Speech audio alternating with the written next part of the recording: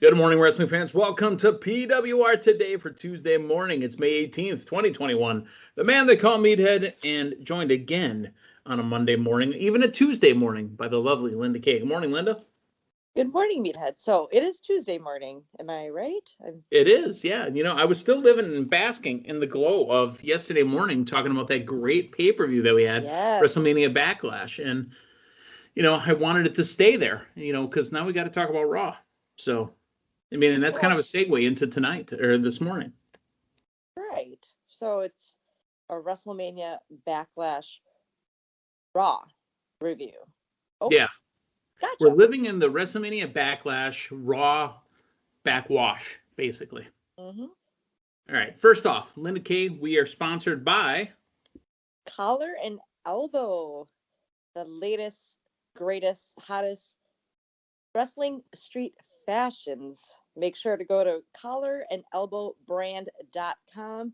Check out the spring sale, the new styles, and to save yourself some moolah. Not sure if you got a tax refund or not, but if you got your refund, make sure to go to collarandelbowbrand.com to get yourself some awesome t-shirts. Or if you didn't get a refund, why don't you use promo code Linda K, that's LINDAKAY, to save 10% off your order. Wow, look at that. How about them apples, huh? Saving a little scratch is what they're saying. And I looking like it. Tremendous while doing so. All right. Well, we've got collarandelbowbrand.com. And, I obviously on Sunday when we filmed the draft is still a very hot, at the front of our minds here. We drafted, we got points.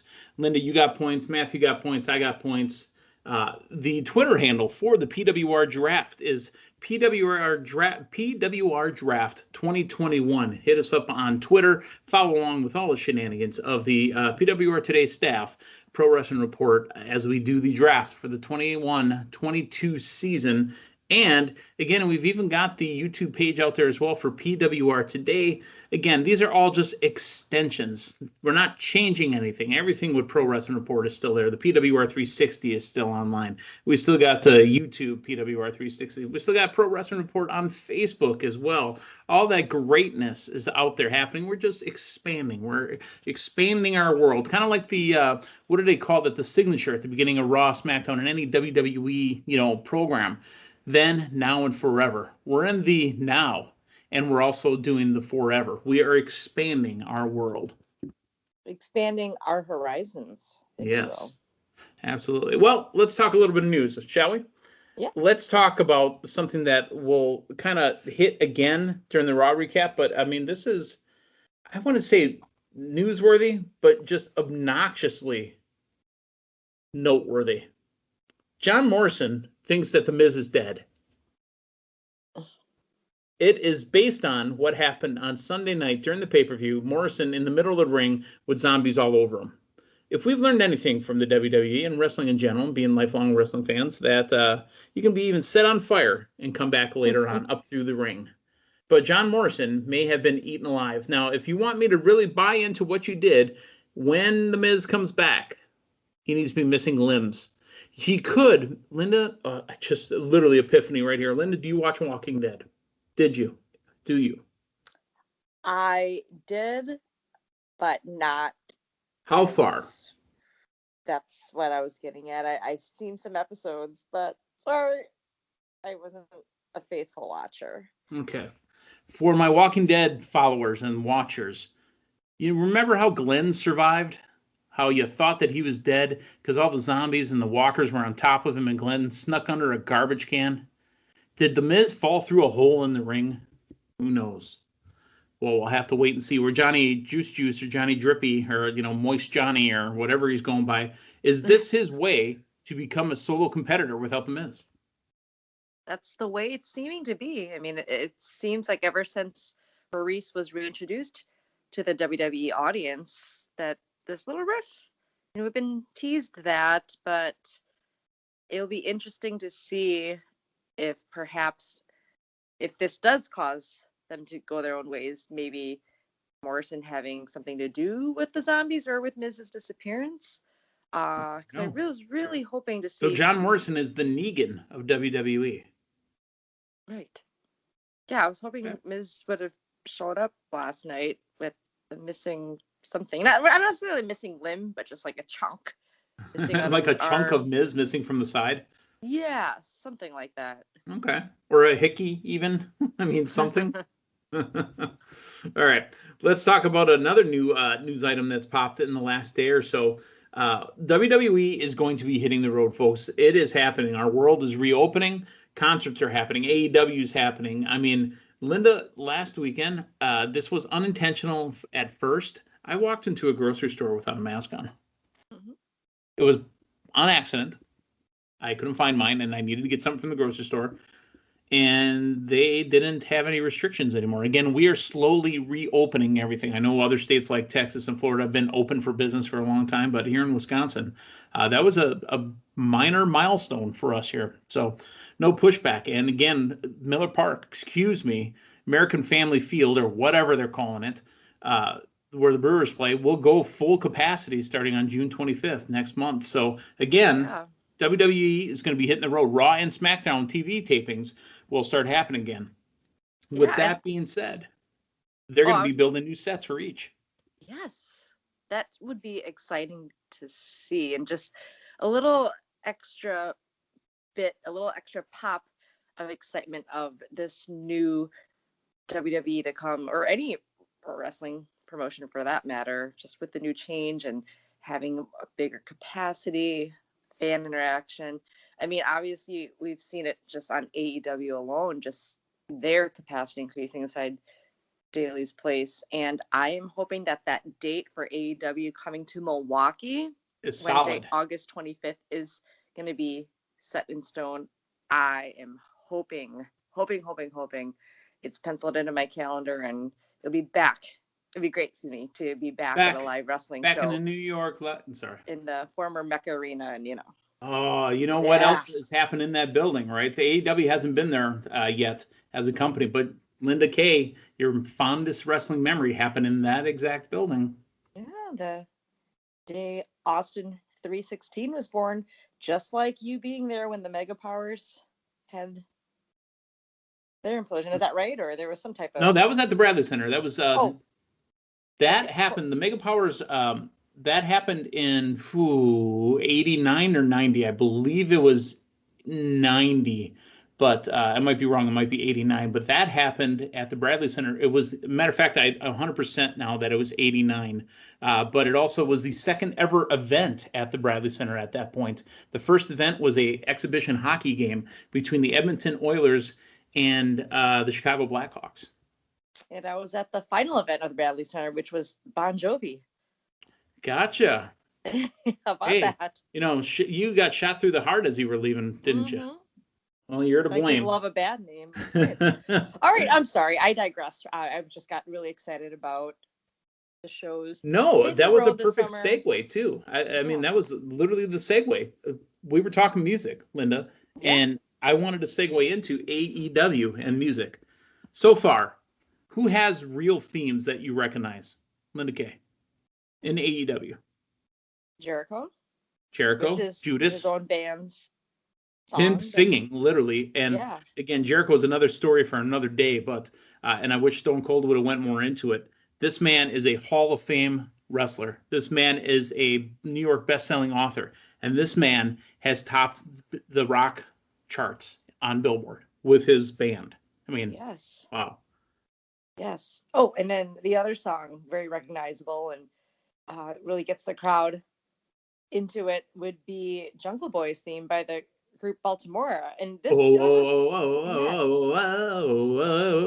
this was a big song in the 80s, and I might be dating myself here, but there was an infamous Listerine commercial that used that song. As you heard me pantomiming it, swinging through the vines. But anywho, those would be the two songs that come to mind. Okay.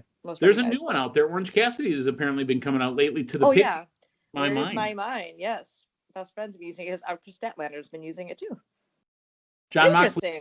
I was going to say, John Moxley last week came out to the, was it the Trogs? I believe it is. Doing Wild Thing. Wild Thing. I loved that. I know you popped too thinking about Major League. Huge. For those of you that don't know, outside of our area, Linda Kay knows. I know. Anybody from the Wisconsin area knows. Anybody from the Milwaukee area knows. Major League, a major, major movie. We're talking Charlie Sheen. We're talking Wesley Snipes. I mean, we're talking, just Bob a Uecker, huge, WWE Bob Hall Uecker. of Famer. Bob Our Uecker. Bob Uecker, Milwaukee Brewers, Milwaukee Braves, our Bob Uecker from the Milwaukee area. For those that don't know, outside of the Milwaukee area, Major League filmed in Milwaukee at Milwaukee County Stadium. So yep. While the movie is huge for everybody else outside the country, it's even bigger for us because half of the city of Milwaukee was at the game, at the movie when they were taping their scenes at night while the Brewers are out on the road. Yeah. Tremendous. So, yeah, the reason I bring it up, all right, and again, I popped huge for Wild Thing, is AEW's entrance music one of their biggest flaws? I want to know your opinion. I think I've made it clear one of the things that I go to wrestling for more than anything else is the music, but I want to hear from you first, Linda. Well, just from watching Dynamite alone, you bring up a great point because some of the things I look most forward to would be Jericho or Inner Circle's entrance. You got the audience and the talent ringside singing along when Jungle Boy. I still sing along at the house to Judas. Yeah, I've known and grown to love that song years before he started using it on AEW. So when I hear it, I was already singing it, and now it's a thing, and I'm glad everyone's been singing it because it just makes the show just that an added pop to the show. Yeah. It's funny with the Judas thing too. It's funny that we being wrestling fans, we had to ask ourselves, is this really a good song, or are we into it because it's Chris Jericho? Oh my God, it's a good song. Oh my God, this song's amazing. All right, go ahead. A lot of the songs are amazing. Got to see, he's going to be coming through Wisconsin area this summer. So anybody, yep. And touring the country with the band Fuzzy. But as far as the music, okay. I think there's not many songs that you can sing along to like you can for, say, WWE. I don't want to compare the two too much head to head, but I guess AEW may mask that entrance music a little bit with the additional pyro, and I guess I don't know. I know the songs aren't quite as catchy as some of the like Attitude Era songs, which I feel were the best songs ever during that time period. Don't get me started at Jim Johnston. Yes. All right. Well, yeah, we've talked about it, but I guess I haven't noticed it just too much, just because I'm already engulfed waiting for the Jungle Boy and the Jericho entrance. I don't know. What do you feel most is lacking than if it's? I do feel that music is lacking.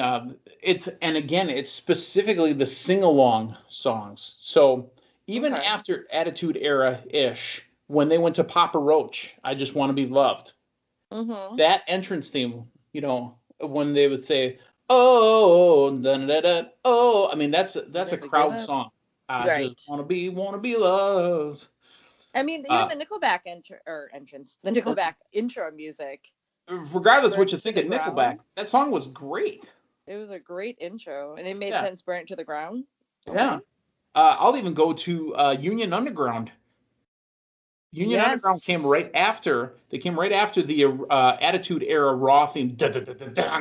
Union Underground's. Move to the music. Move to the music. Oh, that was actually, if you think about it storyline-wise, that's where Ric Flair took over Raw. Remember, he came in as a controlling partner and went head-to-head with Vince McMahon. He brought in the Raw Underground, the Union Underground Raw theme. But you said Raw Underground. I was like, wait. The Raw Underground is okay. No. No, but I love too when Beautiful People. Beautiful People for SmackDown. Oh boy! Again, the music, folks. There are so many memories. You know what really sold me on Jeff Hardy? I was never a Jeff Hardy fan when Attitude Era was going around. You know what sold me on Jeff Hardy? His theme song when he had a chopstick in his pocket. Once that song came out, don't you see the writing on the wall? Oh, Kennedy's song, Turn Up the Trouble. Oh, man. So many good ones. Gold CM Dust is Punk. one of my favorite ones. CM Punk understands this as well because CM Punk had that, old, guitar riff. But when he came back to the Cult of Personality, huge. Yes. I was going to say AEW's current entrance, I do like, though. It does. Yeah, that's their theme. That's their show's theme. Yeah. But I'm talking about performers. Right. Well, I don't know. Maybe once they come on the road too, and we'll see just how into the music we are during their entrances, I can give a better review. But and you say August 25th is still locked and loaded for the it is Panther Arena, I believe it's called, right? Yep, Panther Arena. Yep, EWM Panther Arena. So this would be the third postponement, I believe. But with things happening, I foresee it actually happening. So Wednesday Night Dynamite in Milwaukee. I'm ready. Yes. And that way we can stop having to hear about Matthew Thomas being at the second to last show. Yes. We'll beat him to it. All right. So, yeah, AEW could use some work on their music when it comes to the talents. Let's talk real quick about Raw from last night. I know we kind of dove off and started talking music, but really that speaks to what Raw was last night. And Raw was mediocre at best. Maybe that's why I thought it was Monday still, because I wanted to talk about the pay-per-view the night before. But, oh, no, it's Tuesday. That means we're talking about Raw. Let's run down what Raw was, okay? MVP had some talent with him. This didn't upset me as much as you think it might. I actually was somewhat entertained by it. Yeah. MVP didn't have one of each, so it looked like a forced thing where they had to get one of this, one of that, whatever. He had some good looking talent. One that looked like she was from the Kardashians. One that had kind of a Stephanie McMahon face, and then there was one that she looked so beautiful. WWE has always been very stereotypical when it brings out women and does stuff like that. They had a bigger woman that looked gorgeous. I mean, she actually wore it so well in the ring, and I loved the women flanking him on each side of him, plus the ones in the back. I thought that the presentation of this was very 2021, but it really worked. I was happy with it. Right. It was, I was thinking to myself, gosh, it's been such a long time since WWE has brought out beautiful ladies that weren't on the roster, just coming out with the champion. And definitely, just over the years. I mean, that's got to be Tampa's finest, right? Orlando's finest. Are they in Tampa or Orlando? Probably Orlando. Might be Tampa. Orlando. Tampa. Florida's finest. Unless they were shipped in from Atlanta, because there's always that traveling team that leaves Atlanta during all big events. Perhaps. But yeah, I loved it. And it didn't necessarily make you think about The Godfather, because, I mean, it kind of, because you're like, oh, when was the last time you really saw, barrage of ladies come out? But I liked it. It made the whole Bobby Lashley win seem even stronger, something to gloat more about. I wasn't sure about the screaming that I heard in the ring. I think that was piped in a little too much. I don't know if you caught that, but I was just like, oh, they're still screaming. Well, they were screaming for real, but there's no crowd to drown them out. So yeah. Okay. But no, it was a nice. I was happy with it. Yes. Can I bring up a point though that I also discovered during this is, how last week on Dynamite when Pinnacle had some ladies come out with them too. So I was like, oh, maybe think about that.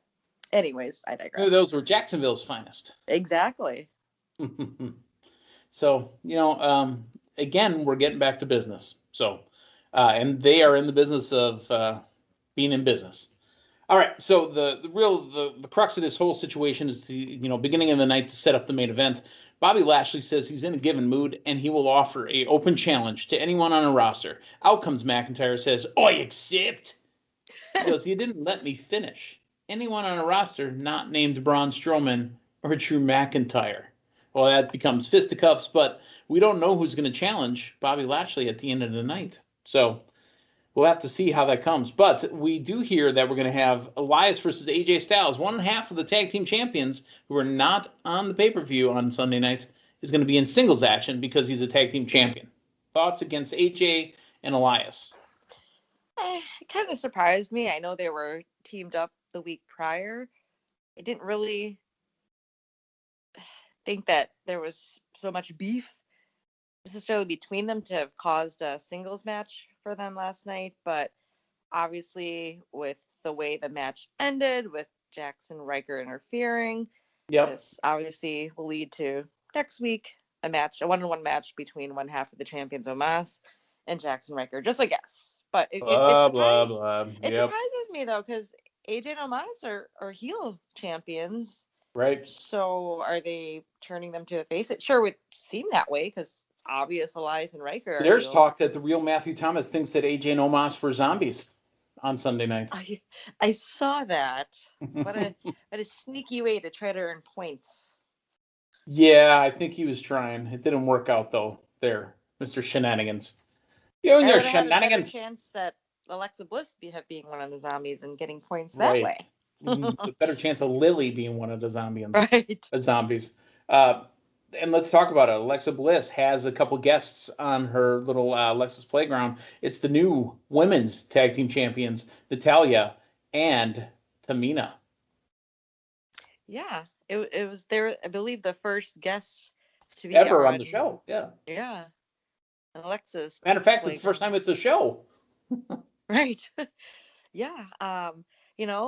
When I selected Alexa Bliss on a team long time in this year's draft, I chose her because I felt she would have a title run soon based off her interference, or not really interference, but appearances. Yes. And interest within some of the women's matches, and seeming to be an interest what I thought would have been already building. Yeah, I thought it would have been more so for the Raw Women's Championship, but it's looking to be the women's tag. But hey, that's still gold, and that's still gold, baby. Would this mean Lily's her tag team partner, though? I don't know. I don't know either. And honestly, if that's the case, I'm not drafting Lily, by the way, in case you're asking. But if that's the case, yeah. I think there's more. Okay.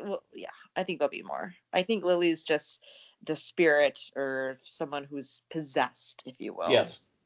Garza and Gulak went exactly as we thought it would. This time Garza with the rose into Gulak's mouth.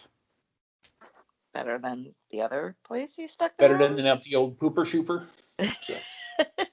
So blunt. Hey, you know what? A major superstar returned last night on Raw. He's the 24/7 champion, R-Truth. Now, he was trying to hide up against the wall, but Kevin Patrick, K-Pizzle, KP or whatever R-Truth called him, but Kevin Patrick tries to get an interview. And did you catch it right away, or did it take you a little bit to see Tozawa in the background sliding down the stairs? Oh, I saw him, and it was hilarious. Yeah. New 24/7 champion, Tozawa. Truth yells out and says he's tired because he thought that Ricky Bobby had an open challenge. I'm glad to see R-Truth back. I don't know why the 24/7 championship run was absent for a while, even at WrestleMania. To be honest, because there's nothing to do with it. And when they brought it back, it's Tozawa again. I know. You tell me you can't get somebody else in there. Get a NXT champ, let the belt be on NXT for a hot minute. Because I know somebody that would love to win a championship and take it to the moon. Oh my gosh. Yeah. I just booked it, WWE. I hope you heard that. Hurricane Shane, I hope you heard that. Book it. Get your boy Cameron a 24/7 title reign. That would be tremendous. I mean, I don't want to have to write their product for him, but I think I just wrote 2 months worth of TV right there. And then that would be the segue from the whole $1 Million Man with he finds his gold in another form. Yep. There's title belt stuff there too, the $1 Million Championship, the 24/7 Championship. I don't want to have to write their TV for them. I just want to watch it. However, go ahead and if it doesn't work, you can kiss my grits. Hey, after the interaction between the New Day and RK, we get a match between Randy Orton and Kofi Kingston. I love the little shots from Kofi to Randy. Come on, man. It could be 2009. It could be 2019. Whatever you want to do, let's go. So Randy Orton and Kofi Kingston have a match, and due to interference, the winner of the match, Kofi Kingston. How about them apples? Right. And both Kofi and Xavier showing no fear toward Randy No, Orton. and it keeps calling him Randa. Hello, Rando. All right. Naomi, Lana, Mandy Rose, Dana Brooke in the back with Scrap Daddy, Adam Pearce, and Sonya Deville arguing about who deserves the next title shot. Here comes Miss Cruella Deville, Charlotte Flair, interrupting, saying that she should have a title shot. So I liked the jacket that she wears. Did you see the back pops down? I thought that was actually pretty slick. Her jacket could be up as a neck pillow, and then when she's behind people, she puts it down so it's not hitting them in the face. This segment actually had Scrap Daddy and Sonya Deville working together. Your thoughts? Yeah, it's nice to see that Sonya's not necessarily always completely 100% giving in to Charlotte's demands as of late. So again, I still feel that there's going to be something happening where Charlotte will end up being physical with Sonya Deville, and like Olivia Newton-John. Yes. Ooh, she puts on leg warmers. It's a wrap for me. Yes, that is one of our theme songs for Rita's the Body Atlas, GLCW star. He comes out to physical with Milwaukee's own Angel Armani. Oh, Angel. Yes. Oh, Angel. I can still smell it. I mean, I haven't seen the guy in damn near a year. I could still smell arrogance. Oh. I love it. That my friend has a fun picture of a recent show where he's using his spray bottle near my behind. Oh. It's a funny picture. Gotcha. I'll show you. Must have thought you foofied. Because girls don't do that. That's disgusting. But Angel thought differently, I guess. Well, when you're standing in the middle of the ring, I have the mic and he's in the background spraying. It's a fun visual. I'll have to show you next time. Yes. There you go. That needs to be up on the Twitter, up on the socials. All right. WWE Women's Tag Team Title match. Nia Jax and Shayna Baszler getting a rematch against Natalya and Tamina Snuka. Here's the story. Reggie outside was going to interfere, but out of nowhere, the ring explodes out of the ring post in the corner, sends Reginald back down to the floor. The winners of the match, Tamina and Natalya, I think Lily and Alexa Bliss had something to do with this match. Yeah, they sure did. They came out, and poor Reginald. I know how hot the ring post can get. Just because anybody that I'm sorry. Hot because of the fireball. Exactly, and just anybody that's been to WWE live show whenever Kane came out, then those fire come out of when the fire comes out of the ring post, you feel it. Kane, you know what? Even. I love seeing Kane, and I hate seeing him at the same time. And I think I heard his kids say it, or it was AJ on WWE Treasures. I was 100% with him. I hated it because I never knew when the damn pyro was going off. My friends would used to make fun of me all the time because I would jump, and I mean, I literally want to punch something because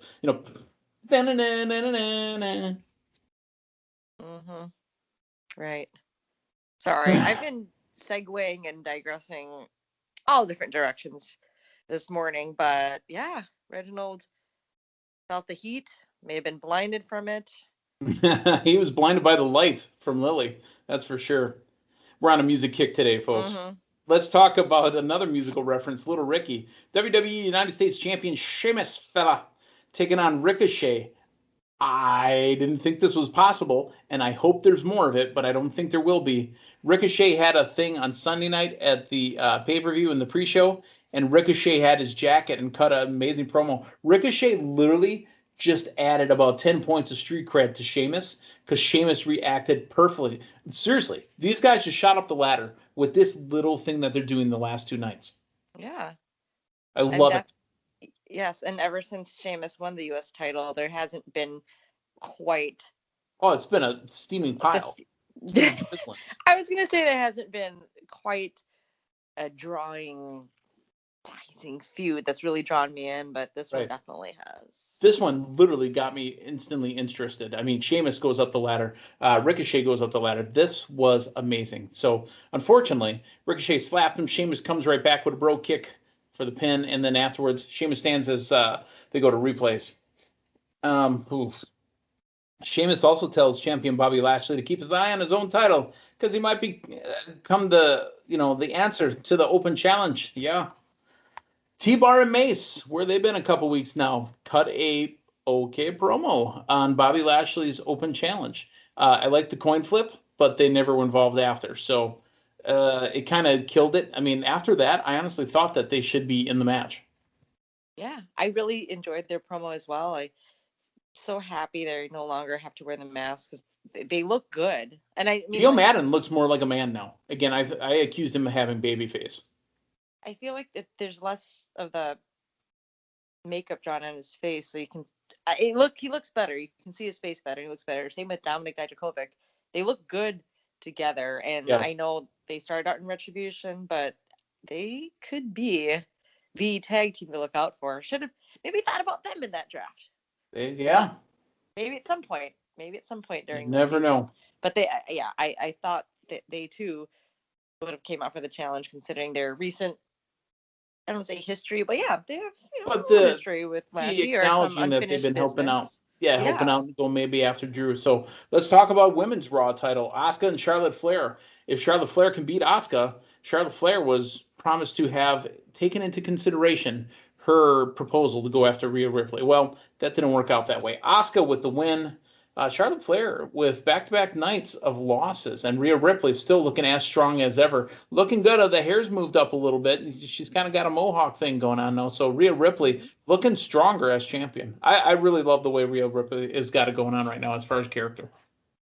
Right, and I know we've discussed this before, but the way she reappeared on Raw may be pretty new to some viewers. This is a good way to show her strength and bigger credibility as Raw champion.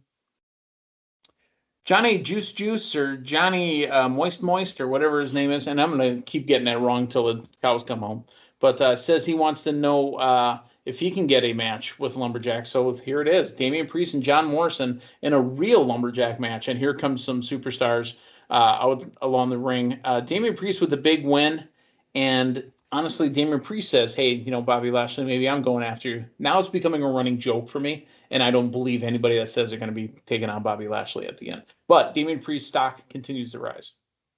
Yeah, no, definitely. And even him getting that interview after the match. Yep, that's a big deal. Big more of a push, absolutely.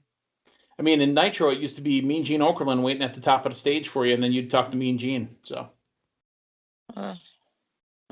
Nice little promo, and I like what they're doing with NXT because NXT is now tonight, and with Raw being last night, let's get a promo on Raw for the following night's NXT main event. It's going to be Johnny Gargano, the NXT North American Champion, taking on the Colossus, Bronson Reed. I love it. Another promo from Eva Marie as well, the Evolution. Let's go already. You can't tell me anything new in these promos. It's time for you to show up. Your opinion on the NXT match and Eva Marie. Yeah, I like how they're hyping up everyone tuning into Raw. If they haven't already, tune into NXT. I like the whole comic book look that they're just changing up their promos every time. It just makes it more and more interesting. I'm already a huge fan of NXT, so this just and I'm more invested because of this. I thought it was fantastic. Right, just the way they do have a definitive branding that separates themselves from Raw and SmackDown. I mean, just from the intro, like the it used to be Slipknot, and now I think maybe it's still poppy or the metal music they use just to start off NXT. They have the skull that's part of the logo now, and Poppy's the new song on there. Yeah.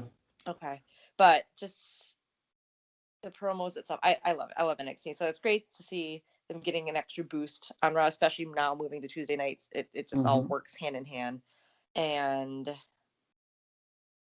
we talking about Bobby Lashley? We are talking about Bobby Lashley right now. We're talking about the Open Challenge.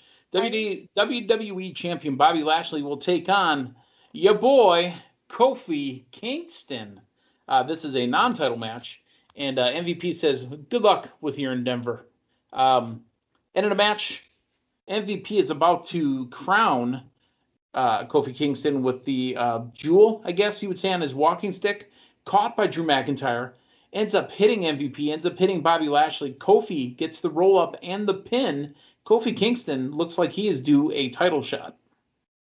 Yeah, I must have missed. I thought that they were going to get an actual title shot on Raw last night. So interesting. It's Kofi getting in the mix. Is it time for And Kofi Mania too? yeah, and guess who's on Team Long Time? Your boys. New Day. There you go. But interesting. I was thinking, we already saw Kofi against Orton, that perhaps it might have been Xavier, but hey, Kofi Kingston has proved it. He has what it takes to be a WWE champion, and this is the way that they're gonna go towards perhaps Hell in a Cell. I know this is early on. There's still 5 weeks till Hell in a Cell, but or perhaps it's just next week on Raw. Who knows? Sure. But I believe that it will be before Hell, and so I honestly believe there's one more Lashley McIntyre match to blow off the series. I think they're going to do it again. So there has to be. yeah, Give them their Hell in a Cell match, a one-on-one match. At Hell in a we Cell. spent probably about 15 minutes more on Raw than we should have, and I think we did Raw for 14 minutes. So there we are. That was Raw Talk. That was the news for the last day or so. And again, folks, on Twitter at PWR Draft 2021 is where you're going to get all your draft shenanigans. We are still at PWR 360 on the Twitter machine. At Linda K 414 or Linda K 22 on Twitter. I'll get it in 2021. I promise you. Oh, a lot of numbers. And the man to call me is at WCW Meathead. So, all right. For Linda, I'm the man to call Meathead. Hey, thanks for stopping by. So long, everyone.